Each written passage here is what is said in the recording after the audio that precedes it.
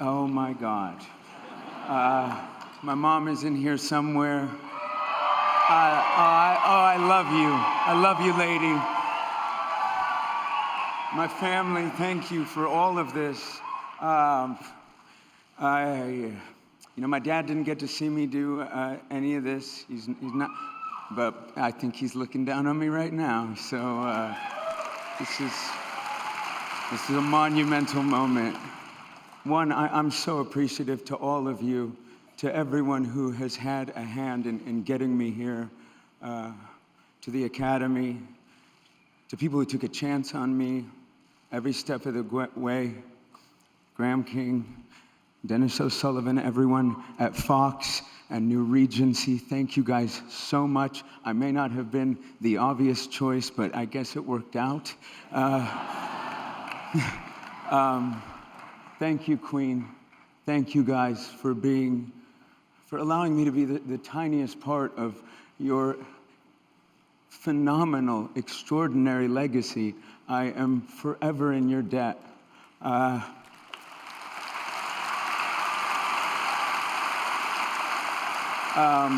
My crew and my cast, I love you. You are my equals. You are my betters.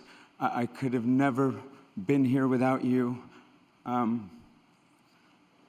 think about what it would have been like to tell little Bubba Rami that one day this might happen to him, and I think his curly-haired little mind would be blown. That kid was struggling with his identity, trying to figure himself out, and I think to anyone struggling with theirs and trying to discover their voice, listen, we made a film about a gay man, an immigrant who lived his life just unapologetically himself. And the fact that I'm celebrating him and this story with you tonight is proof that we're longing for stories like this. I am the son of immigrants from Egypt. I'm a first-generation American, and part of my story is being written right now, and I could not be more grateful to each and every one of you and everyone who believed in me for this moment. It is something I will treasure for the rest of my life. Lucy Boynton, you're the heart of this film. You are beyond immensely talented. You have captured my heart. Thank you so much.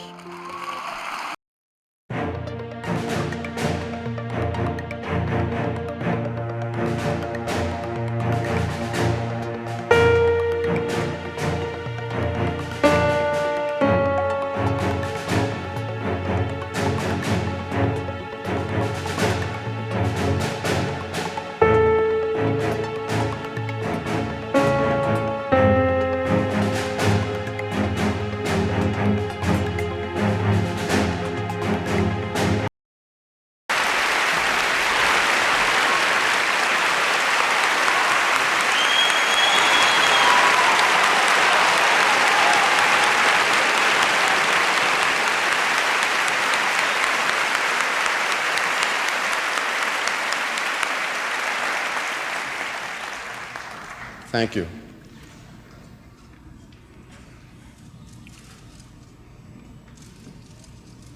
He has no genitalia and he's holding a sword.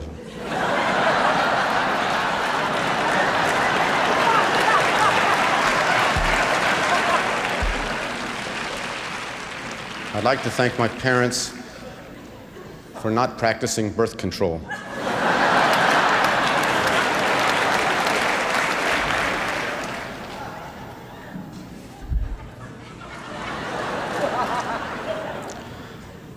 I'm up here with mixed feelings. I've been critical of the Academy, and for reason. I'm deeply grateful for the opportunity to be able to work. I'm greatly honored for being chosen by the producer Stanley Jaffe and the director Bob Benton, and to have worked in a family with them and with Meryl and with Justin, who, if he loses again, we'll have to give him a Lifetime Achievement Award. And to Jane Alexander,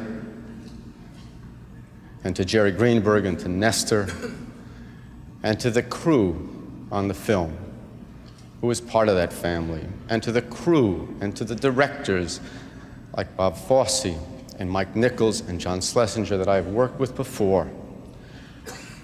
We are laughed at when we are up here, sometimes for thanking, but when you work on a film, you discover that there are people who are giving that artistic part of themselves that goes beyond a paycheck.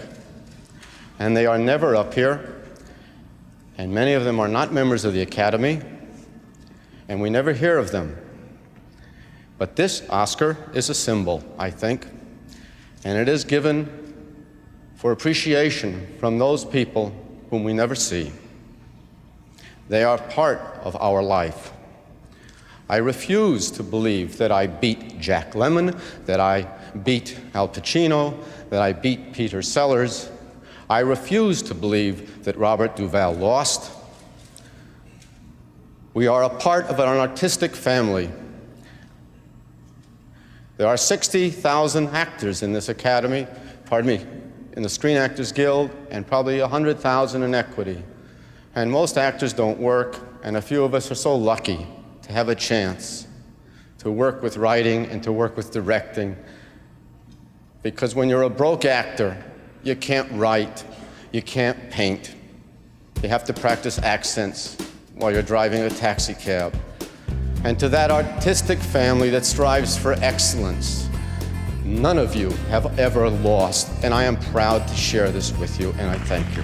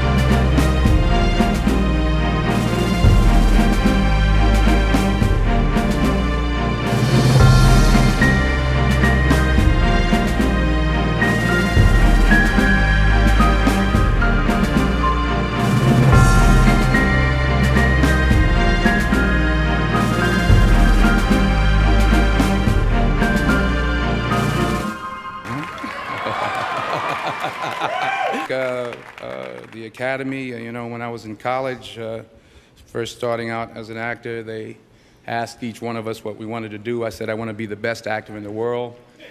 All the students in the classroom looked at me like I was a nut. I want to thank Warner Brothers and Alan Horn and Lorenzo de Bonaventura for supporting this film, and Antoine Fuqua, a brilliant young filmmaker, African-American filmmaker. I don't know where you are, Antoine, love you. Ethan Hawke, my partner in crime. So many people, I can't even remember everybody, lawyers, doctors, agents. My beautiful agent, Ed Lamato, we've been together for so many years. Hometown boy from Mount Vernon, my beautiful wife, I love you so much. You put up with me in spite of myself. And my beautiful children at home. I told you if I lost tonight, I would come home and we'd celebrate, and if I won tonight, I would come home and we'd celebrate. Well, I'm coming home, we're celebrating. God bless you.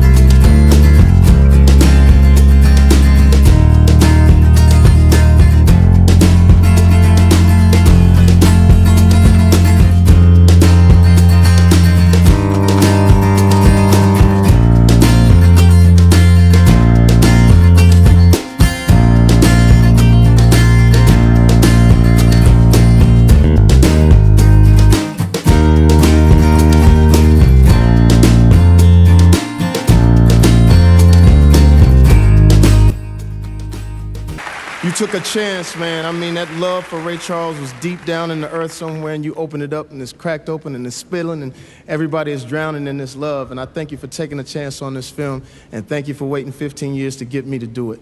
I want to thank you. I want to thank Crusader. I want to thank my agents. I want to thank Rick Kurtzman. I want to thank Kim Hodgett. I want to thank Steve Smoot. I want to thank my managers, Jamie King and Marcus King. Let's live this African-American dream. It's beautiful. I'm glad I'm with you, and I ain't never leaving you, so I love you. I got a chance to meet a whole lot of people experiencing this. And other people I want to thank my sister, 4'11", of nothing but pure love.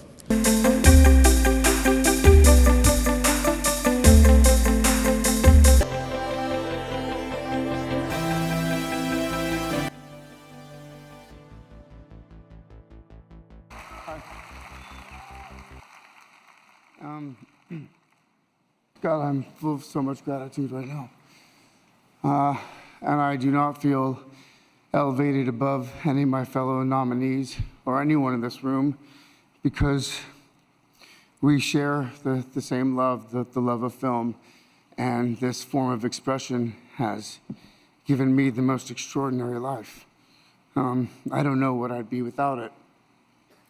But I think the greatest gift that it's given me, and many of us in this room, is the opportunity to use our voice for the voiceless.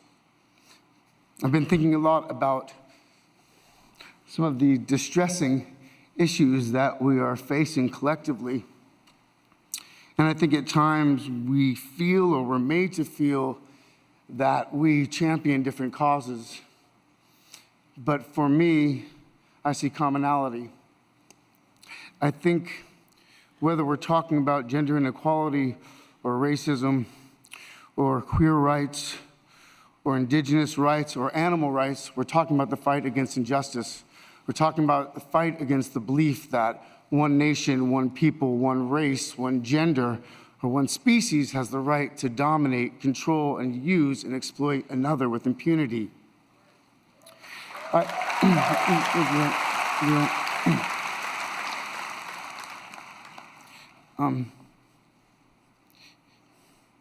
think that we've become very disconnected from the natural world, and many of us, what we're guilty of is an egocentric worldview, the belief that we're the center of the universe.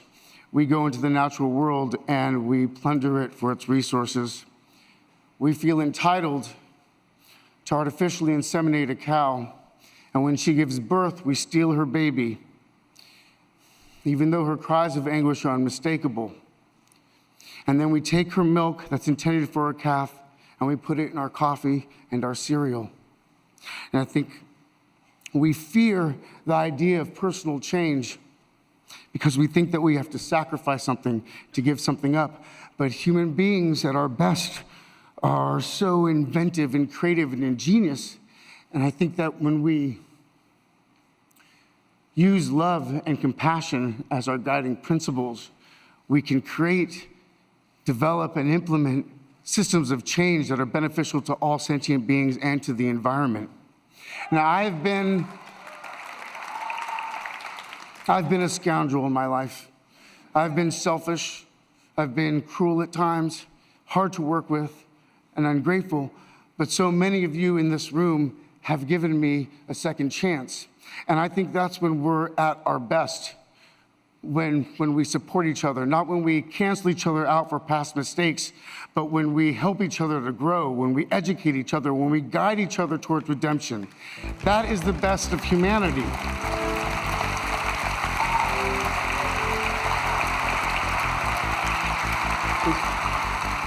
I want to, when he was 17, my brother wrote this lyric. He said, "Run to the rescue with love and peace will follow." Thank you.